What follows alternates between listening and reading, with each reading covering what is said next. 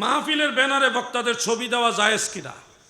Social মিডিয়াতে আমি একাধিকবার এই ব্যাপারে স্ট্যাটাস দিয়েছি, পোস্ট আকারে বলেছি, বহু মাহফিলে বক্তব্য দিয়েছি।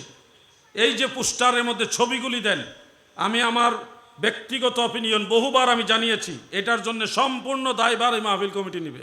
দুনিয়া তো নিবে, আখেরা তো নিবে। বিনা প্রয়োজনে ছবি হারাম। মাহফিল করেন সোয়াবের আশায়, আর করতেছেন কবিরা গুনাহ। এগুলি করবেন না।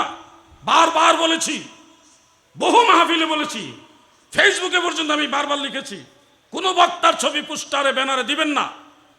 আজকে মাহফিল আইসা পর্যন্ত আমি বলছি, রুমের ভিতরে কতবার বলা যায় একটা জিনিস, ছবি দিবেন না, নাম দেন, ছবি দিবেন না। বিনা প্রয়োজনে কোনো হার্ড কপি ছবি অ্যালাউড না। প্রয়োজনে মুবাহ, প্রয়োজনে মুবাহ। এনআইডি কার্ডে আপনার প্রয়োজন, পাসপোর্ট আপনার প্রয়োজন, এরকম যে কোনো একটা রাষ্ট্রীয় প্রয়োজনে হোক, সামাজিক সাক্ষী প্রমাণ, দলিল আদিল্লা, যে কোনো প্রয়োজনে আপনি এটা করতে পারেন।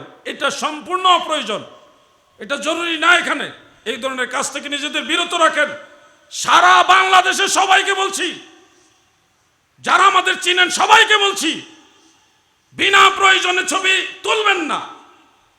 পোস্টার, হ্যান্ডবিল, মাহফিলের ব্যানার, ফেস্টুন, এগুলো কোথাও ছবি দিবেন না।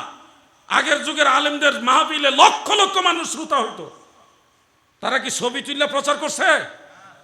আল্লাহ রসুলের মহব্বতে মানুষ মাহফিলে যাইত। বারবার বলেছি, আজকেও বললাম, অনুরোধ করে বললাম, মনক্ষুণ্ণ হবেন না। ভুল করেছেন, সামনে থেকে এগুলি করবেন না। আমি আবারও বলছি, যদি ফার্দার এগুলি আপনারা করেন, দুনিয়া এবং আখেরাত এটার জন্য আপনারা দায়বদ্ধ থাকবেন। এটার জন্য আমরা আল্লাহর কাছে জবাবদিহিতা করব না। আমরা বারবার নিষেধ করতেছি, কিছু করার নাই আমাদের। কেন এগুলি করেন আপনারা? ইসলামী শরীয়তে ছবি তোলাটাই হারাম। প্রয়োজনে কিছু মাসালা মুবাহ হয়, যেমন শুকরের গোশত খাওয়া হারাম, কিন্তু এমন জায়গায় গেছেন শুকরের গোশত ছাড়া আর কোনো খাবার আপনার সামনে উপস্থিত নেই, এবং এই খাবার গ্রহণ না করলে আপনি মারা যাবেন, তখন আপনি মরা গরুর গোশত হোক আর শুকরের গোশত করে খেয়ে জান বাঁচাতে পারবেন। ওই সময়ের জন্য এটা আপনার হারাম না, মুবাহ, ফিকহি মাসালা, কিন্তু সরাসরি এটা আপনার জন্য হালাল না। অনেক মাসালা আছে, বাবাজি কষ্ট নিয়েন না, আমার ভাইয়েরা কষ্ট নেবেন না, এটাই সঠিক মেসেজ। ময়দানে মাহশারে আল্লাহ রসুলের কাছে দাঁড়ায় জিজ্ঞাসা করবেন যে আলাউদ্দিন জিহাদির কথা ঠিক কিনা, দেখবেন মদিনাওয়ালাও বলবে ঠিক। বিনা প্রয়োজনে ছবি তুলবেন না। আল্লাহ আমাদের বুঝার তৌফিক দেন, আমিন।